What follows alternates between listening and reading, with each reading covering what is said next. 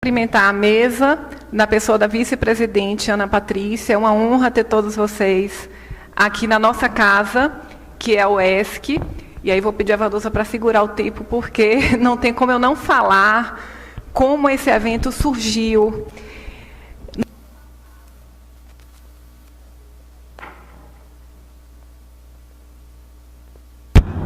Agora foi.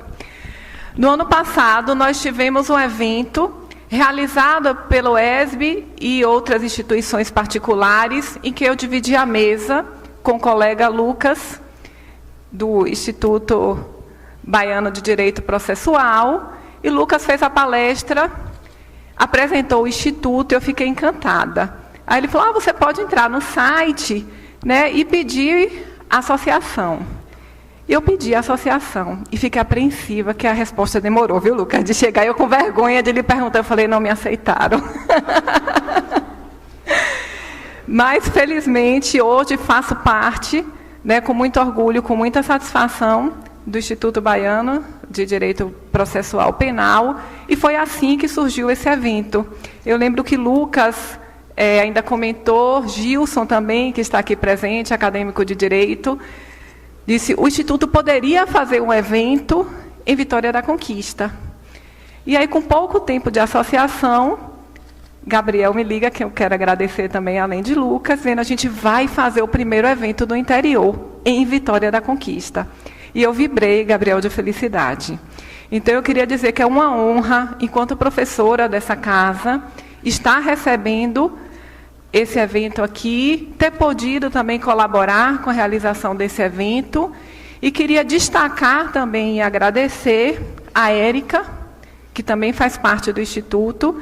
Sem a Érica, esse evento não teria ocorrido, por questões de trabalho. Infelizmente, a colega não está aqui. Fica o reconhecimento, fica o agradecimento, e queria agradecer também, né, dos nossos apoiadores, os centros acadêmicos de todas as instituições, a Clínica de Direitos Humanos e, sobretudo, os monitores. Sem vocês, esse evento não teria o brilho que está tendo hoje.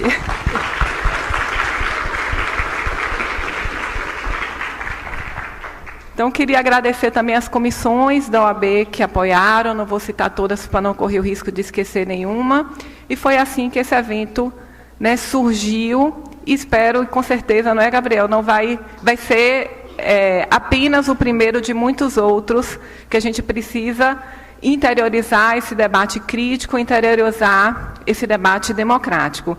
Então, muito obrigada ao Instituto por estar aqui hoje na Universidade Estadual do Sudoeste da Bahia, a universidade que estamos atualmente em greve, e aí fiquei muito preocupada se seria possível ocorrer, e agradeço também ao comando de greve pela liberação, né, desse evento. Foi essencial que os companheiros do comando de greve autorizassem que esse evento acontecesse. Então, o tema, e aí eu vou fazer a leitura dele, que eu não consegui, é um tema grande, reciclagens patriarcais no campo jurídico, condução coercitiva da vítima de violência doméstica e intrafamiliar. Esse tema que eu apresento, ele é fruto de uma pesquisa da Clínica de Direitos Humanos da UESB, da qual eu coordeno, e também cumprimento todos os membros, né, que todos participaram. Essa pesquisa é uma construção coletiva. E aí, quando a gente fala de reciclagens patriarcais no campo jurídico, eu sou muito feliz em estar falando por último, porque eu já vou aproveitar muito do que Thaís trouxe aqui, né, para introduzir o tema. O campo jurídico, e aí o que o Mir também falou, né, a gente não pode falar que existe neutralidade nesse campo jurídico. Sobretudo quando a gente fala de questões que envolvem gênero. Porque esse direito, ele foi, sobretudo, um direito patriarcal, como foi dito aqui, feito por homens e homens brancos. Então, era por isso que a doutrina dizia que se o marido forçasse a mulher à relação sexual, isso não era estupro. E eu li isso nos manuais da faculdade que eu estudei, embora a gente desconstruísse isso em sala. Então, não contestar isso e falar que esse direito é neutro é concordar, é referendar e é ser um braço desse machismo. E aí, como a professora Thaís trouxe, eu não vou aprofundar porque já foi muito bem explicado, nós vivemos em um país machista e patriarcal. E o nosso direito não é diferente. O nosso direito, quando eu coloquei ali, observe que eu não quis botar direito, eu coloquei campo jurídico, que é a definição de Bourdieu, porque ele engloba a doutrina e a prática jurídica como um todo. E afirmo para vocês que é patriarcal. E esse foi o meu estudo de mestrado. Trabalhei com representações da Lei Maria da Penha, em que eu mostro que esse direito, ao julgar essa Lei Maria da Penha inconstitucional, é um direito patriarcal. E foi um trabalho que foi premiado com o 5º prêmio Construindo a Igualdade de Gênero. E eu fiquei muito feliz, porque quando um trabalho que diz que o direito não é neutro, ele é premiado, ele está remando contra uma corrente que prega a neutralidade. Desde ontem estamos falando, a neutralidade é um valor. E o que eu vou falar agora, eu venho falando por cerca de 2 anos. Toda palestra que me chamam, eu toco nesse assunto e falo exatamente isso. Então, ontem, o professor Rômulo disse, olha, eu vou repetir um pouco aos colegas, né, de algumas falas que eu fiz de palestras na semana passada. Alguns presentes vão ouvir novamente.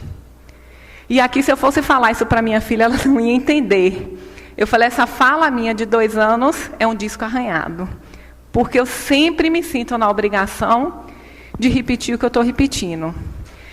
Já dividi a mesa na Câmara de Vereadores com a doutora Decimária, delegada da DEAN, aqui presente, e a doutora Decimária vai ouvir, mais uma vez, né, o que a gente vem falar. Que é destacar o papel do feminismo na nossa sociedade contemporânea.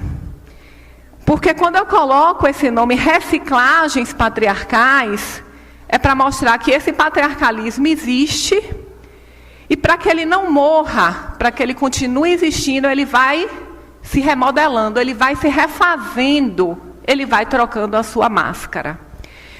E aí, quando a professora Thaís trouxe como que o feminicídio, né, houve essa tentativa de desconstrução do feminicídio, nós tivemos na década de 60 e 70 a situação em que os homens matavam as mulheres e eram absolvidos sob o argumento de legítima defesa da honra.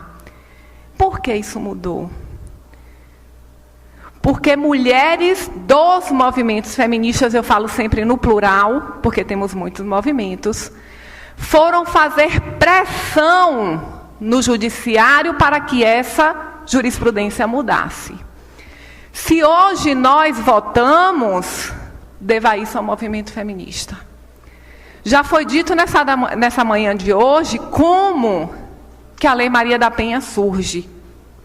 Quem leva o caso de Maria da Penha Fernandes às cortes internacionais foram os movimentos feministas.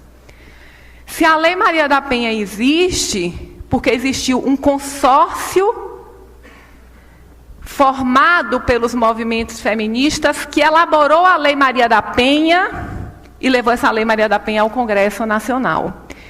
E falei para vocês que esse feminismo, esse machismo, ele vem sempre se remodelando. E falei que houve um tempo em que o homem matava a mulher e era absolvido por legítima defesa da honra. Até que, por pressão do movimento feminista, disse, olha, essa tese não dá mais para ser aplicada. Então, houve uma desconstrução jurisprudencial dessa tese. Mas o machismo se contentou? O patriarcalismo se contentou? Não.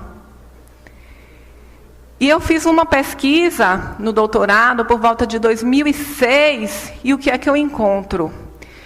A tese da legítima defesa da honra, ela não é mais acatada. Só que o que é que acontece? Ela não é acatada, mas o que é que acata? homicídio privilegiado, injusta, violenta emoção logo após a injusta provocação da vítima. E homicídio privilegiado, senhoras e senhores, não é crime hediondo. Então, olha como esse patriarcalismo do campo jurídico, ele se remodela. Se não cabe mais o discurso de legítima defesa da honra, a gente não vai se retirar, vamos ficar com o homicídio privilegiado. Aí vem o feminicídio, professora Thais, e o que é que a doutrina feita por homens fala? É possível o feminicídio ser crime privilegiado, qualificado. Ele não é incompatível com o privilégio da violenta emoção logo em seguida a injusta provocação da vítima. E aí o feminicídio que é criado enquanto qualificadora do homicídio, sobretudo para que esse crime ele seja qualificado como crime hediondo, hoje, e aí uma pesquisa também realizada pela Clínica de Direitos Humanos da UESB, há um entendimento, não é nem um entendimento, há uma aplicação desse direito dizendo sim, foi feminicídio. Ele matou a mulher, mas ele matou sobre o domínio de violenta emoção, logo em seguida a injusta provocação da vítima. E esse homicídio, que é qualificado como feminicídio, que é homicídio qualificado, leva esse nome de feminicídio, ele passa a ser privilegiado, deixa de ser crime hediondo. Então, olha as manobras que esse patriarcalismo faz para suavizar esse crime esdrúxulo, absurdo e afrontoso, que é o feminicídio. Então, o que eu falei que é minha vitrola, né, meu disco arranhado, é destacar, né, o que foi e o que é o feminicídio. Desculpem, os movimentos feministas. Para mim, soa um pouco de má fé, e eu estou usando de eufemismo, quando algumas pessoas falam, eu defendo a Lei Maria da Penha, mas eu não sou feminista. A Lei Maria da Penha é fruto do movimento feminista. Ou então, quando dizem, o que eu estou falando aqui, eu não estou inventando, eu escutei, o feminismo quer ensinar as pessoas a serem homossexuais. Poxa, vai estudar o que é feminismo. E estavam conversando ontem, não é, doutor Rafael, sobre essa desqualificação do feminismo. Eu já escutei também, e não foi nenhuma, nem duas, nem três vezes, as pessoas dizendo, feminismo são mulheres que são mal amadas, né, a doutora Decimária já escutou eu falando isso várias vezes, são mulheres mal amadas, são mulheres que querem ser homem, e são mulheres que têm cabelo na perna e nas axilas, falam no sovaco, né?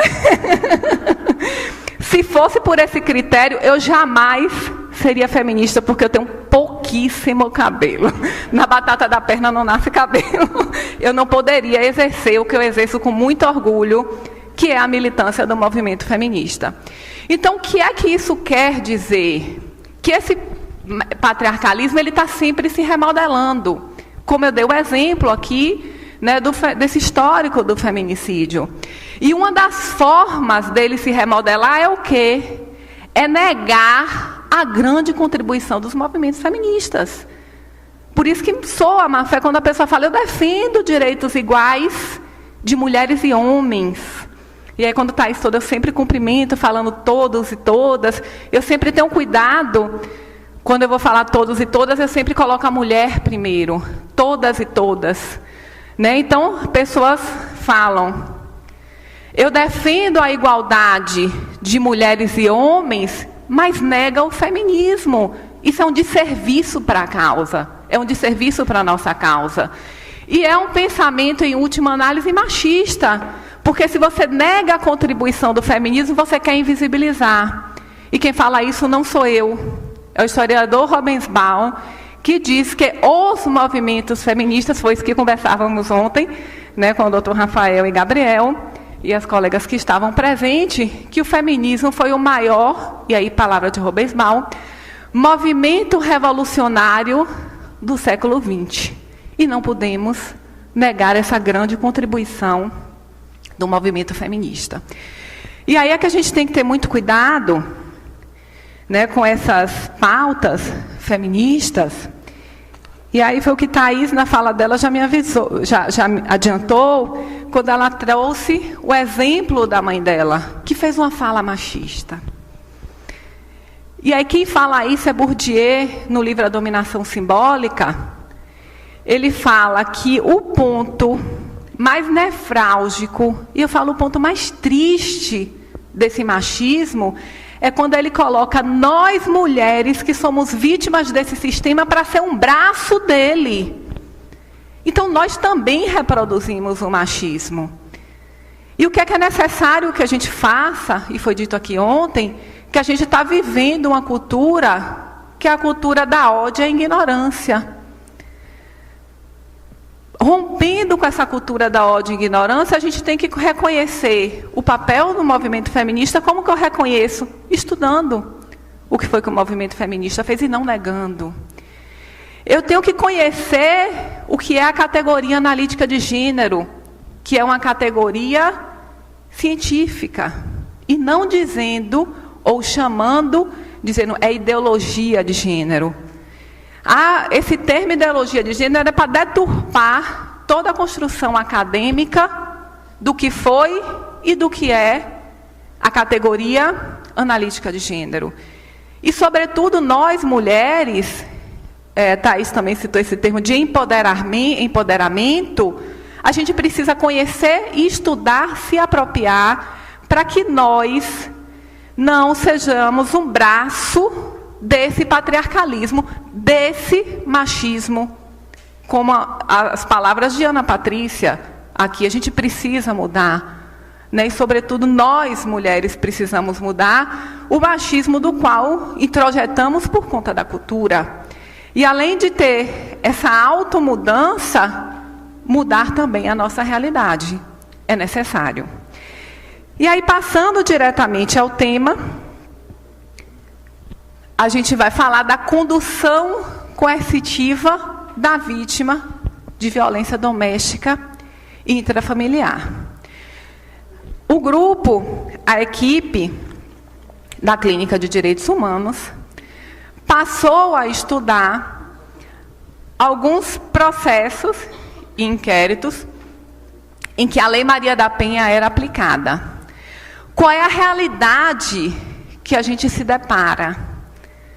Né, com a realidade em que a vítima, a mulher procura a delegacia e às vezes ela não retorna.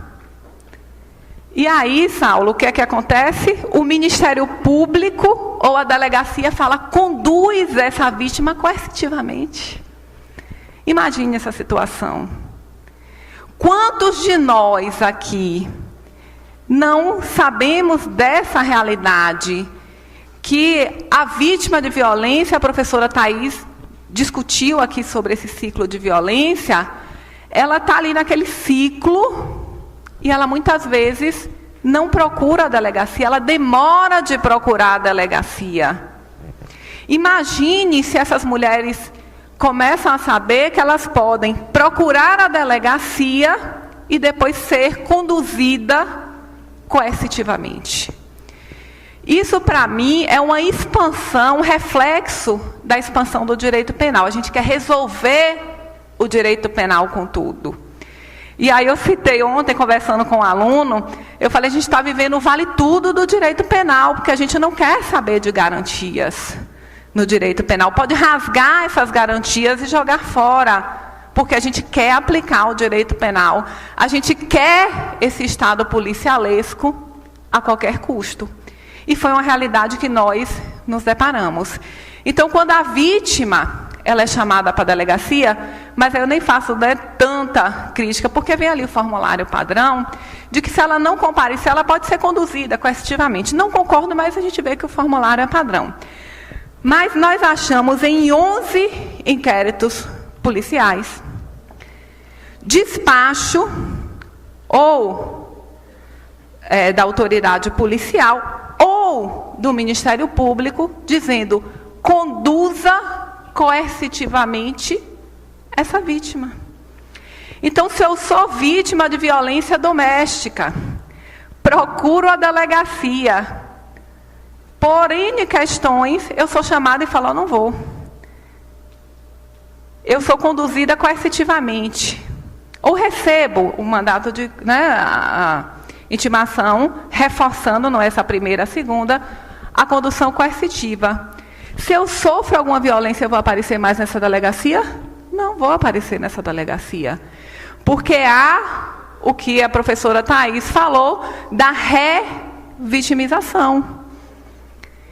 Então, há uma inversão aí no polo desse inquérito policial. E algumas particularidades que eu queria conversar com vocês em relação a essa condução coercitiva.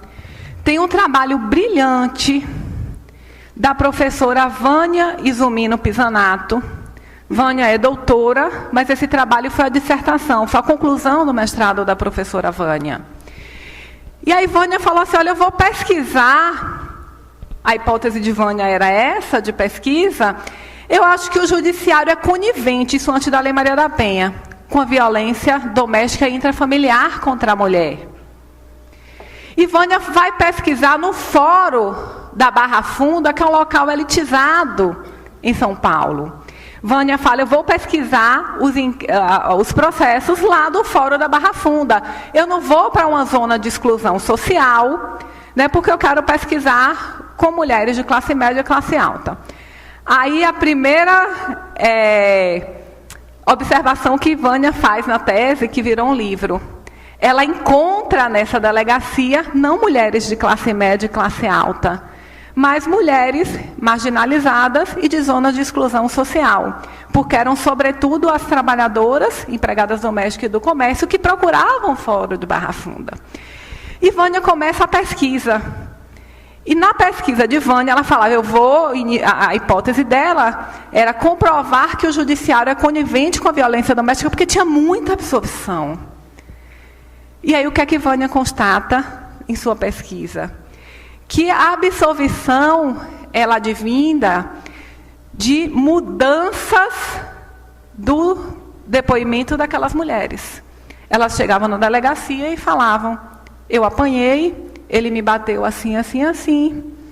E quando chegava no processo, ela falava: não aconteceu nada disso.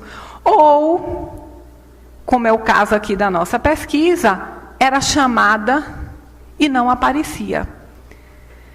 Qual é a reflexão que eu faço em cima disso? E também pesquisei um pouco disso no meu doutorado, e também da minha experiência aqui em Vitória da Conquista como advogada do Centro de Referência Albertina Vasconcelos, que as mulheres, elas não querem, muitas vezes, a intervenção criminal. Algumas chegavam e falavam assim: doutora, chama ele aqui, dá uma bronca, mas não mexe com polícia, não leva para a doutora Decimária. Eu digo: eu não sei dar bronca nem na minha filha, e não sei mesmo. Então a gente vê que muitas vezes elas não desejam essa intervenção criminal. E aí é uma crítica, sou uma grande defensora da Lei Maria da Penha, mas tenho críticas pontuais. Então, quando a Lei Maria da Penha dificulta a retratação da mulher na representação, ou coloca, Thaís, o crime de lesão corporal culposa como ação pública incondicionada, meu companheiro está fazendo café, culposamente derrama, queima, minha vizinha do lado que anda escutando tudo, chama a polícia, e eu não posso falar: não, eu não quero o inquérito, eu não quero a ação penal.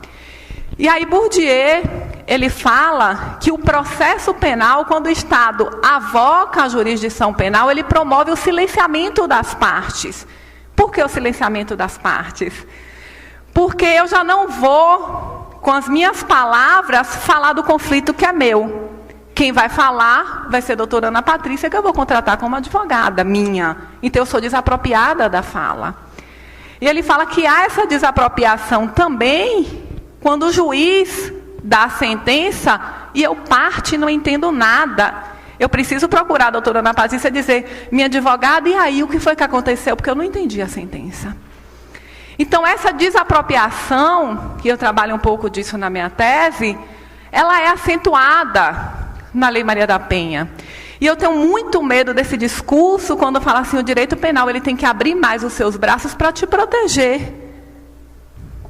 Será que quando a Lei Maria da Penha dificulta a retratação, ou quando a Lei Maria da Penha fala você não pode desistir ou não pode opinar no crime de lesão corporal culposa, será que isso não é um silenciamento da mulher em situação de violência, que eu não gosto desse termo vítima?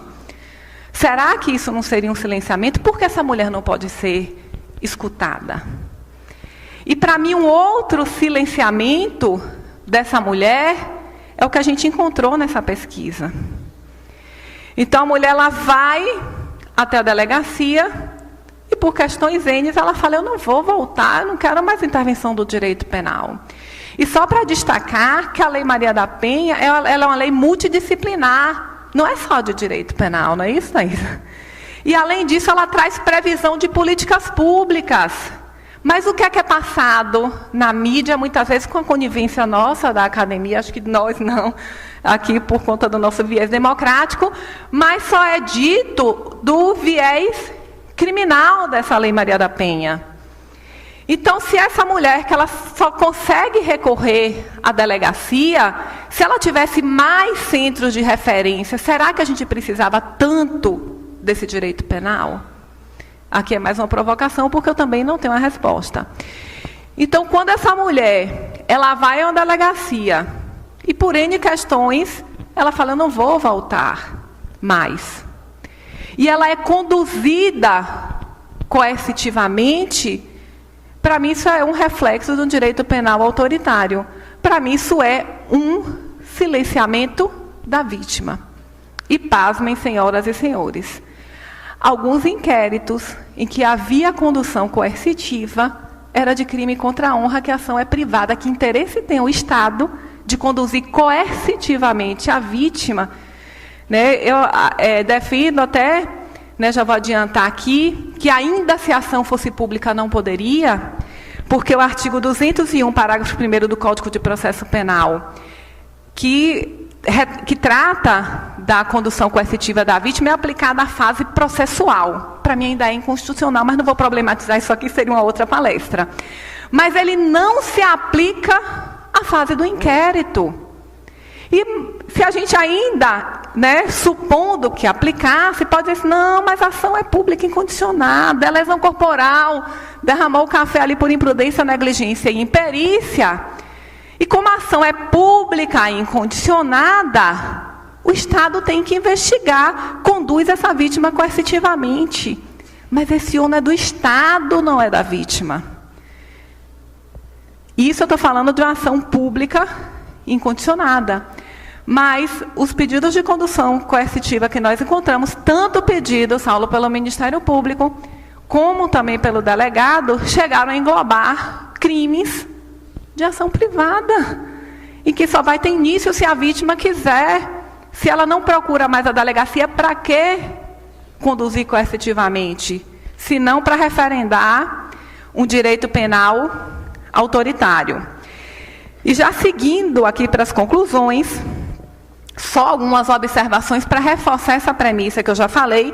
Primeiro, que o artigo 201, ele não se aplica ao inquérito, apenas ao processo, e para mim ainda há questionamentos, porque isso foi numa reforma dizendo a gente vai mudar o papel da vítima no processo penal, vai dar protagonismo. Que protagonismo é esse que permite que a vítima seja conduzida coercitivamente?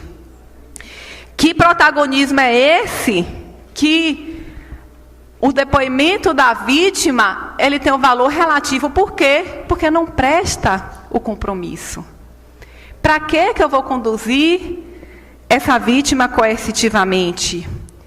E uma outra situação que nós encontramos é a vítima procura a DEAN, aí essa vítima não volta mais. Aí vem o pedido de condução coercitiva, encontrei isso, doutor Saulo, numa cota do Ministério Público, dizendo, não, eu acho que aí tem o crime de denunciação caluniosa. Então, se eu acho que tem o crime de denunciação caluniosa, conduz coercitivamente a vítima, mas no inquérito ela é vítima. Se o promotor acha que é o crime de denunciação caluniosa, instaure outro inquérito, que aí ela passa a ser investigada por denunciação caluniosa, e se for investigada por denunciação caluniosa, decisão recente do STF, não cabe condução coercitiva. Se não cabe, como que vai caber no processo em que ela é vítima? Se não cabe no inquérito que ela é vítima, se não caberia no inquérito em que ela seria investigada pela denunciação caluniosa. Então a gente destaca que essa condução, ela traz uma revitimização, ela representa esse expansionismo do direito penal, ela é ilegal e abusiva. E a gente tem que olhar as leis sobre uma teoria bastante interessante, que é a teoria do impacto diferencial. Esse artigo 210, que permite a condução coercitiva, ele não fala nada da mulher.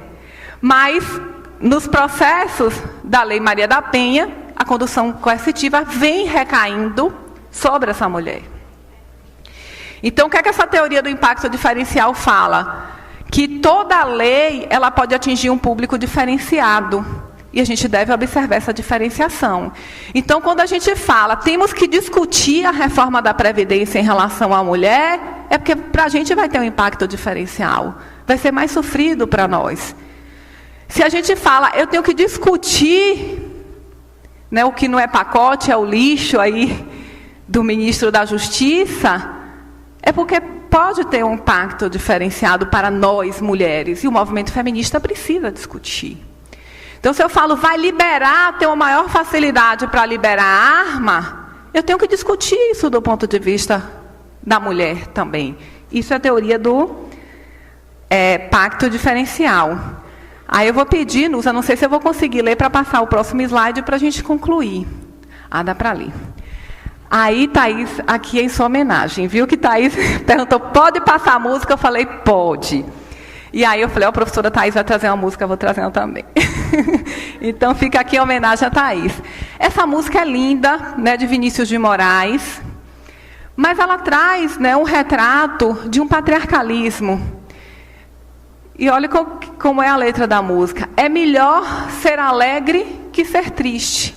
A alegria é a melhor coisa que existe. É assim como a luz no coração. Mas para fazer um samba com beleza, é preciso um bocado de tristeza. É preciso um bocado de tristeza. Senão, não se faz um samba, não. Senão, é como amar uma mulher só linda. E daí? Uma mulher tem que ter qualquer coisa além da beleza.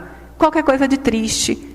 Qualquer coisa que chora, qualquer coisa que sente saudade, um molejo de amor machucado, uma beleza que vem da tristeza de se saber mulher. E que tenhamos a beleza não da tristeza, mas a alegria e o orgulho de sermos mulheres. Muito obrigada.